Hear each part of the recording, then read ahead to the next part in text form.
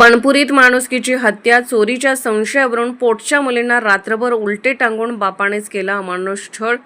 एका मुलीचा या अमानुष छळाने मृत्यू, तर दुसऱ्या गंभीर जखमी मुलीने शुद्धीवर येताच डॉक्टरांना आपबीती सांगितल्यावर पोलिसात तक्रार दाखल।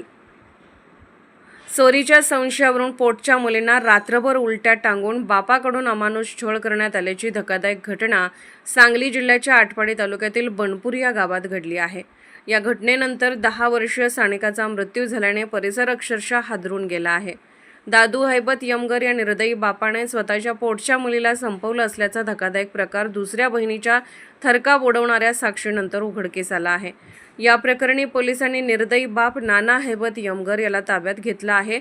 सांगली जिल्ह्यातील आटपाडी तालुक्यातील बणपुरी येथे माणुसकीला काळीमा फासणारी आणि अंगावर शहारे आणणारी घटना उघडकीस आली आहे।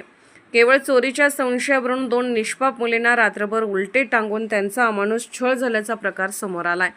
या प्रकारानंतर 10 वर्षीय सानिकाचा मृत्यू झाला असून तिची 11 वर्षीय बहीण अनुजा देखील गंभीर जखमी झाली आहे।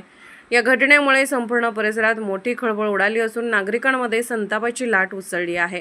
याबाबत अधिक माहिती अशी की बणपुरी येथील मुलीवर शेजाऱ्यांनी चोरीचा संशय घेतल्याने नाना हैबत यमगर या निर्दयी बापाने काल बुधवारी सायंकाळी सुमारे 5 वाजण्याच्या सुमारास सानिका आणि अनुजा या दोन्ही मुलींना हातपाय बांधून घरातील पत्र्याच्या अँगलला उलटे टांगले। यानंतर या निष्पाप मुली वेदनेने रात्रभर तडफडत पाणी पाणी म्हणून ओरडत राहिल्या, मात्र आई वडिलांनी त्यांना पाण्याचा थेंब दिला नाही, तर मुलींना टांगणारे निष्ठुर आई वडील निर्धास्तपणे झोपी गेले। यानंतर आज गुरुवारी सकाळी 6 वाजण्याच्या सुमारास मुलीच्या आजोबांनी मुलींना खाली सोडवले, मात्र तोपर्यंत खूप उशीर झाला होता। सानिका ही मृत अवस्थेत आढळली, तर अनुजा बेशुद्ध अवस्थेत होते।